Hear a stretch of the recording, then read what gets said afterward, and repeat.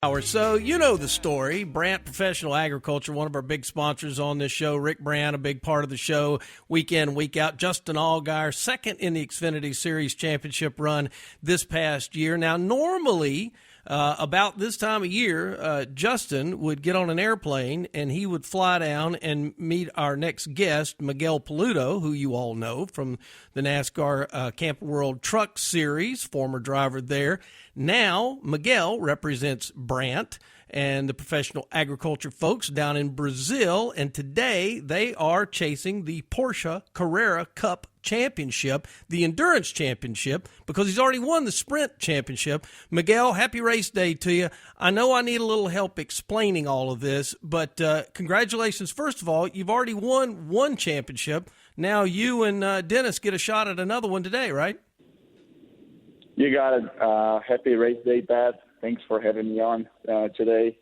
Like you said, we've won the Sprint Championship in the Porsche Carrera Cup Series this year. Has been a pretty big accomplishment for our team, for our brand team, and we're still fighting for the Endurance Championship and the overall championship. Let me try to explain quickly. The Sprint Championship is 6 events during the year, 2 races each. So we're talking about 12 races. And we've won the championship, 5 wins this season, and it was a pretty big deal for us. The endurance race is 3 races, 2 drivers, 2 races of 300 kilometers, and 1 race, the race that is today of 500 kilometers, that is around 310 miles. And we were second in points. We finished second on the first race. Unfortunately, we had another driver crash us on the first lap of the second race. We couldn't finish the race, and that put us a little backward on the points. But we're still fighting for the overall championship, that is the combined points from the sprint and the endurance championship. We still have a shot on the endurance, but it won't depend just on us. The other guys will have to have bad luck. But again, we're starting on the pole today. I'm pretty excited. Dennis did a great job, and I think we have a good shot today. Well, and I know you probably have. I like to refer to him as our corporate crew chief. You got Rick Brandt in the pits with a radio on, so I'm sure that if you need any extra help today, you got plenty waiting on you, right? Oh, you're right. This, I want to point this out. Rick came to the races this year like never before. He's on my 6th year with Brandt Professional Agriculture, and Rick came to every race except one this year. So it was pretty big deal for me, for the team, to have him supporting. We all know the pandemic, everything that happened, and to have Rick's support during these times was pretty incredible, and we accomplished a lot here, and that meant to me and to all my guys a lot.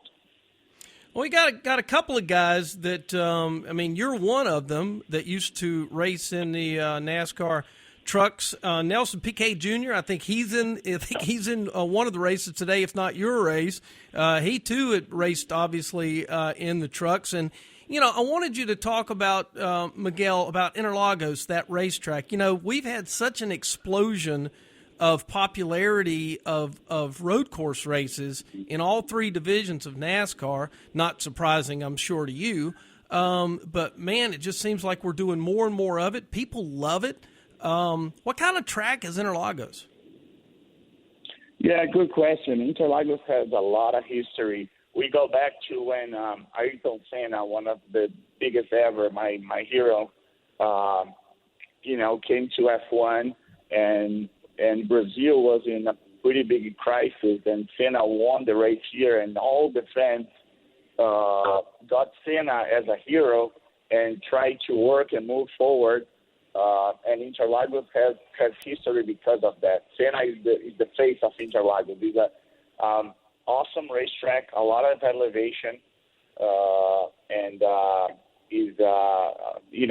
I remember when Justin came over to race a couple of years here, and he was impressed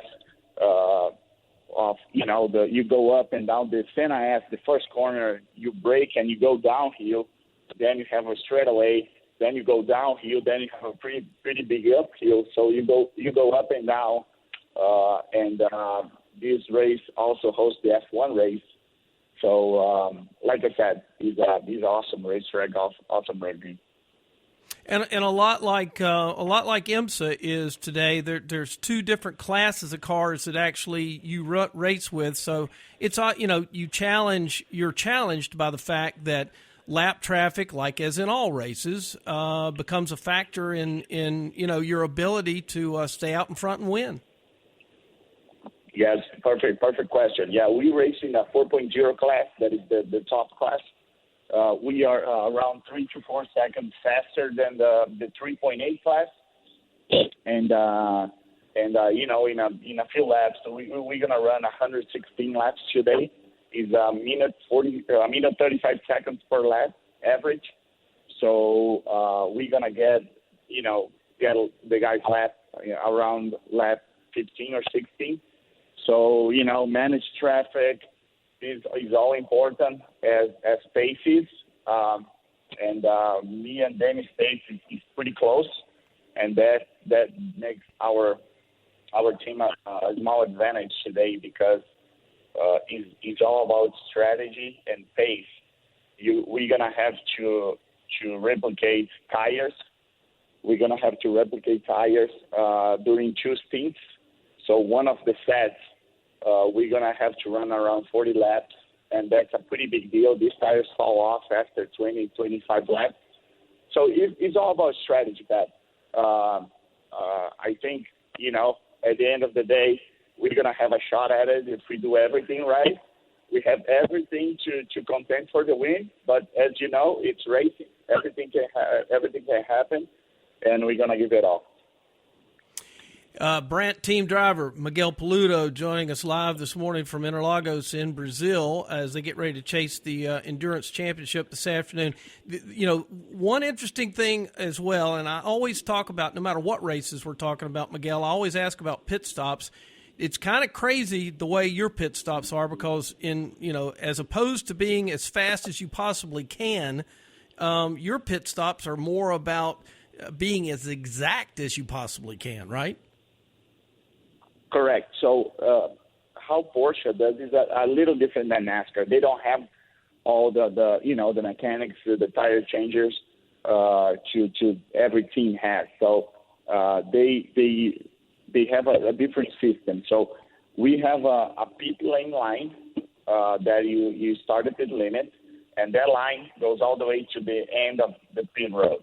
And also we have another line that is the timeline that we cannot use any electronics to control the 6-minute minimum pit stop.